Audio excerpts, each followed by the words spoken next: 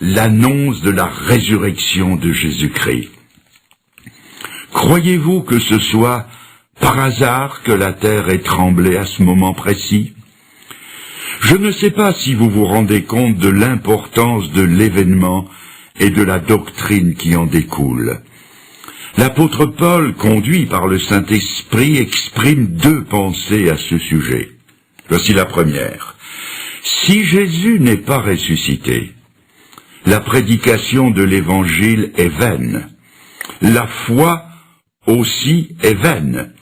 Ceux qui croient sont encore dans leurs péchés, ceux qui sont morts sont perdus, et ceux qui espèrent en Christ sont les plus malheureux de tous les hommes. Vous trouvez ça dans 1 Corinthiens 15. Et la deuxième pensée, ayant dit cela, Paul, preuve à l'appui, affirme avec force, mais maintenant, Christ est ressuscité. Et parce qu'il est ressuscité, nous aussi nous ressusciterons. Nous serons tous changés en un instant, en un clin d'œil, à la dernière trompette. La trompette sonnera et les morts ressusciteront incorruptibles. Le développé de tout ceci est à lire tout entier dans 1 Corinthiens 15. La preuve que Jésus n'est pas mort comme les autres hommes, c'est que, comme les autres hommes, il n'est pas resté dans la mort. La résurrection de Jésus est la preuve que nous avons une espérance aussi vivante que lui est vivant. Je continue, et je rappelle, un tremblement de terre a salué la mort de Jésus-Christ. Un autre tremblement a salué l'annonce de sa résurrection, et maintenant, une série de tremblements de terre annonce son prochain retour. Avant de quitter les siens, le Seigneur ne les a pas laissés sans consolation. C'est en ces termes qu'il leur a dit qu'il reviendrait. Que votre cœur ne se trouble pas. Vous croyez en Dieu, croyez aussi en moi.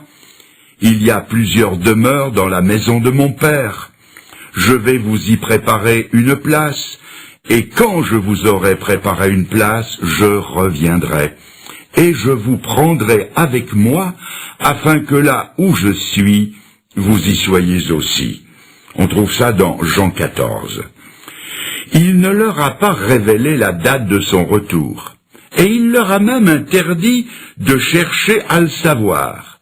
Mais il leur a donné des signes avant-coureurs de son retour.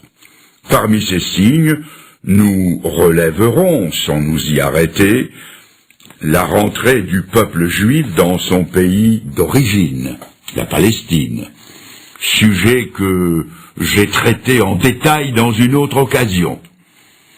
Il y aura aussi l'apparition de phénomènes inexplicables comme des signes dans le ciel, dirons-nous des ovnis, objets volants non identifiés.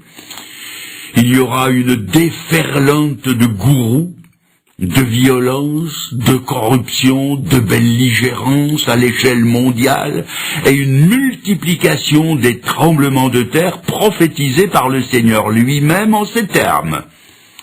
Jésus se mit à leur dire, « Prenez garde que personne ne vous séduise, car plusieurs viendront sous mon nom en disant « c'est moi », c'est-à-dire les gourous, et ils séduiront beaucoup de gens. Vous entendrez parler de guerre et de bruit de guerre. Une nation s'élèvera contre une nation, un royaume contre un royaume. Il y aura des famines, il y aura, et je souligne, il y aura des tremblements de terre en divers lieux. Ce ne sera que le commencement des douleurs. Je viens de lire cela dans l'évangile de Marc au chapitre 13. Quelqu'un me dira peut-être que des tremblements de terre, il y en a toujours eu, et que par conséquent, ils ne peuvent pas être un des signes du retour de Jésus-Christ. Il est vrai que pour les Japonais, chez qui la terre tremblote si souvent que l'idée que ce soit un signe ne les impressionnera pas.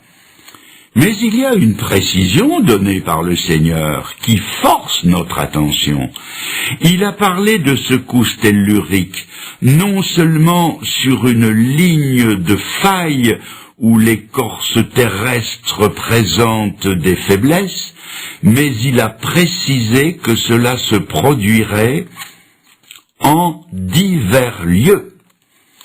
Et nos savants reconnaissent d'ailleurs que ces phénomènes se généralisent un peu partout sur la surface de notre globe. Suite à une secousse sismique importante au Maroc, j'ai relevé ce commentaire d'un spécialiste: le Maroc n'est pas un pays où la terre est fréquemment secouée. En me fiant aux déclarations de la Bible, que je tiens pour inspirées de Dieu, j'ai entrepris une collection d'un genre nouveau. J'ai guetté toutes les nouvelles des tremblements de terre d'intensité variable rapportées dans mon journal et je les ai découpées et collées dans un album. Il ne m'a pas fallu longtemps pour le remplir tout entier jusque sur les pages de garde. Pour mieux vous faire saisir la réalité de ce « en divers lieux », j'ai mis ces lieux, des pays, villes importantes ou régions, je les ai mises par ordre alphabétique, et je vous en livre le résultat actuel. Quand j'étais haut comme 3 pommes, j'ai appris à l'école l'alphabet A, B, C. Et je commence. Alger, Afghanistan, Açores, Acapulco, Aléoutienne. Et puis, Barcelone, Brest, Bad Hersfeld, Bologne, Bogota, Caen, Catanzaro, Cherbourg, Derby, El Asnam, Ebingen, Fairbanks, Fribourg, Florence, le Frioul, Graz, Guatemala, Hawaï, Ualienne, Istanbul, Izmir, Java, Juneau, Kurdistan, Kermadec, Klagenfurt, Kobe, Londres, Le Caire, La Louvière, Lisbonne, Mexico, Marseille, Manille, Morlaix, Milan, Nantes, Nice, Nouvelles-Hébrides, Oslo, Okinawa, Pérou, Pasadena, Quito, Raguse, Rome, Santiago, San Francisco, Stuttgart, San Salvador, Téhéran, Tokyo, Tunis, Turin, Vienne, Vulcano, Württemberg, Yellowstone, Zélande et Zurich. La Bible va plus loin quand elle nous en parle d'ébranlement. Elle dit que les puissances des cieux seront ébranlées, c'est-à-dire que les démons redoublent d'efforts. La Bible nous dit encore, les nations ne sauront plus que faire, c'est-à-dire que les structures de la civilisation s'effritent et s'effondrent. Elle va plus loin encore et elle dit il y aura des tremblements de terre en divers lieux, c'est-à-dire que les éléments de la nature se détraquent. Autrement dit, chacun à sa façon se prépare pour le retour de Jésus-Christ. À mon tour de vous demander si vous êtes prêts pour ce grand événement. Quatrièmement, jamais on n'a entendu dire que les hommes aient souhaité des cataclysmes de ce genre. Demandez à ceux qui ont vécu les tragédies du Frioul en Italie, du Kobe au Japon, ou d'Izmir en Turquie, tous vous diront qu'ils ont peur des fléaux de la nature. Et pourtant les jours viennent où des hommes qui ont désappris à lever les yeux vers le ciel, qui ont désappris à prier, vont prier le ciel de leur envoyer des tremblements de terre. Voici ce qu'on lit en Apocalypse 6, verset 12. Quand il ouvrit le 6e sceau, il y eut un grand tremblement de terre. Le soleil devint noir comme un sac de crin. Les rois de la terre, Les grands, les chefs militaires, les riches, les puissants, tous les esclaves et les hommes libres se cachèrent dans les cavernes et dans les rochers des montagnes, et ils disaient aux montagnes et aux rochers, « Tombez sur nous et cachez-nous devant la face de celui qui est assis sur le trône et devant la colère de l'agneau, car le grand jour de sa colère est venu, et qui peut subsister ?» Du haut en bas de l'échelle sociale, les hommes tremblent et désirent un cataclysme qui leur offrira un refuge devant celui qui vient.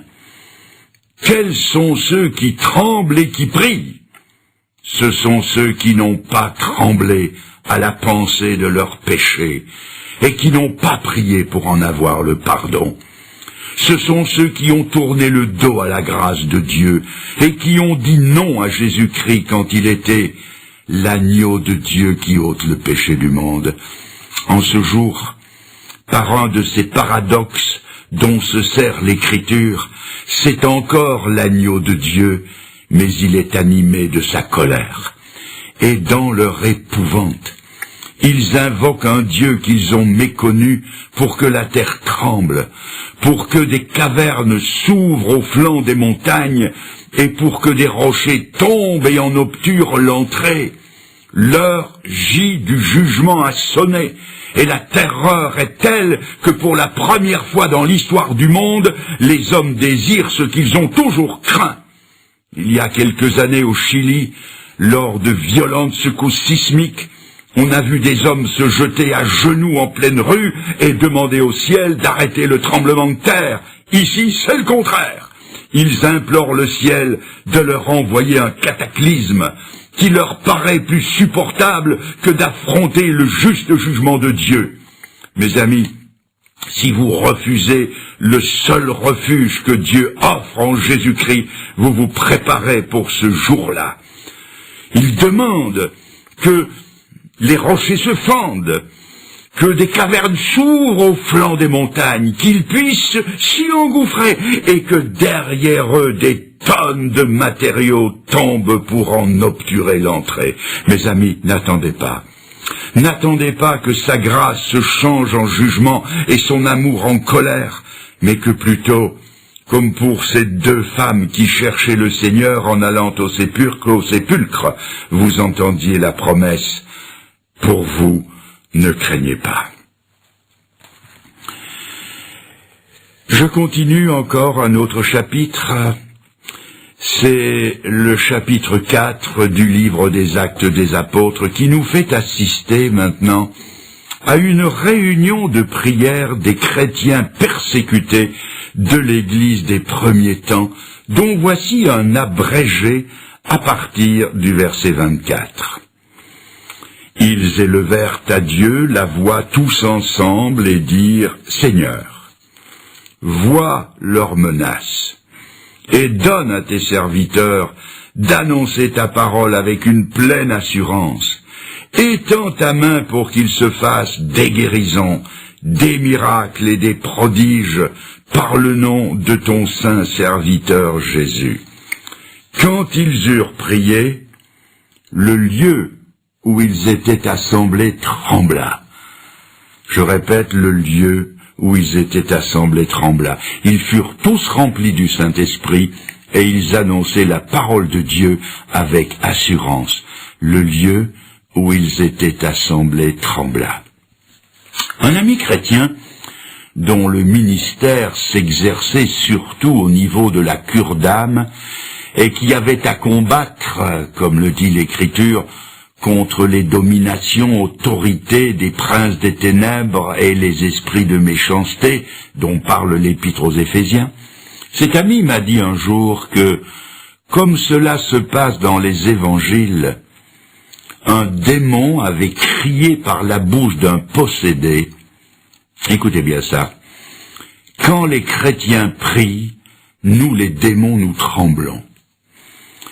Et en réponse à la prière de ces chrétiens de la première heure, l'enfer a dû trembler au point qu'un tremblement de terre limité a secoué le lieu où ils étaient réunis.